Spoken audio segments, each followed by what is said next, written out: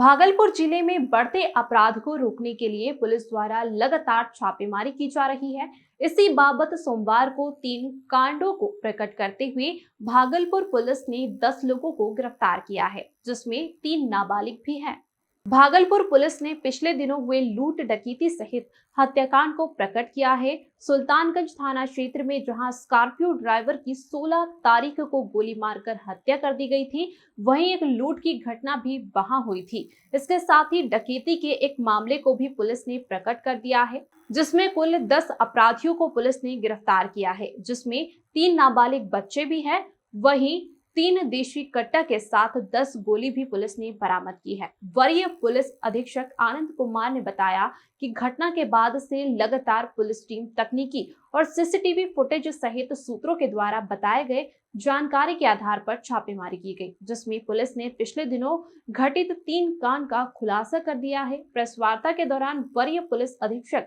आनंद कुमार के अलावे city DSP और लॉ ऑर्डर डीएसपी के अलावा कई थानों के थानाध्यक्ष भी मौजूद थे। इसके द्वारा पिछले 24 घंटों में विभिन्न क्राइम हुए थे, हत्या, लूट, डकैती। उसके उद्भेदन के लिए और उसमें सम्मिलित जितने भी अभियुक्त थे, अपराधी थे, उनकी गिरफ्तारी के लिए लगातार अभियान चल रहा था। सिटी एसपी साहब के निगरानी में डीएसपी लॉ एंड ऑर्डर इसको लीड कर रहे थे और इस क्रम में हम लोगों ने एक हत्या और 2 लूट और 1 डकैती की घटना का खुलासा किया है, जिसमें कि डकैती की जो घटना हुई थी उसमें लूटा हुआ मोबाइल और जो लूट की घटना हुई थी उसमें लूटा हुआ मोबाइल और लूटी हुई बाइक, और जो हत्या हुई थी उसमें जिस हथियार से हत्या कारित की गई थी वह हथियार बरामद किया गया है। और इसमें कुल 3 नाबालिग को हिरासत में लिया गया है।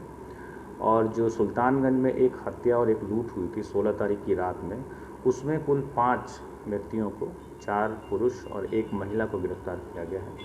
उस घटना में शामिल 3 व्यक्ति जिनके द्वारा यह पहले लूट की गई 12 बजे के आसपास,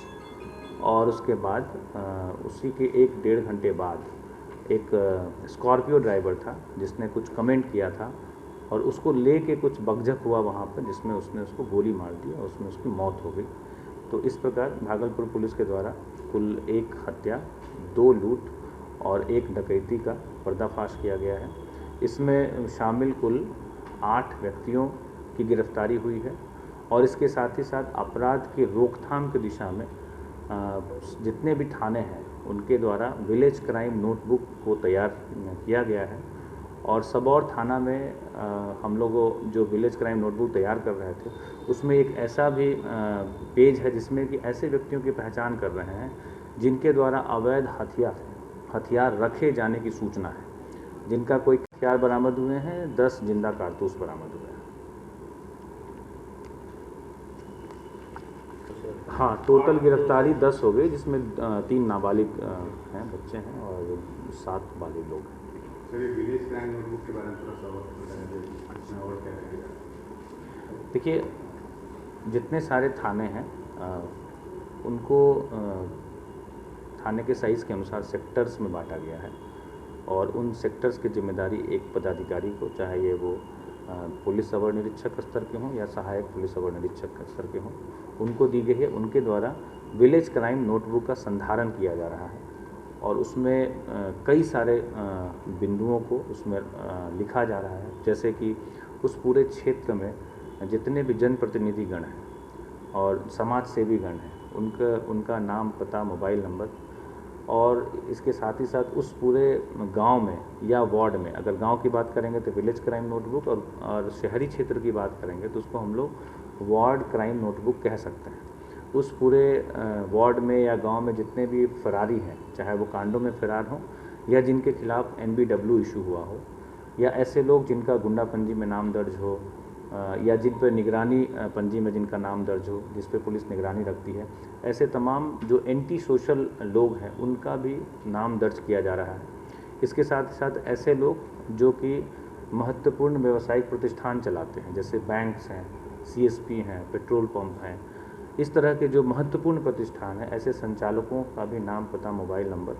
और इसके साथ ही साथ उस पूरे क्षेत्र में जितने भी सीसीटीवी कैमरे लगे हैं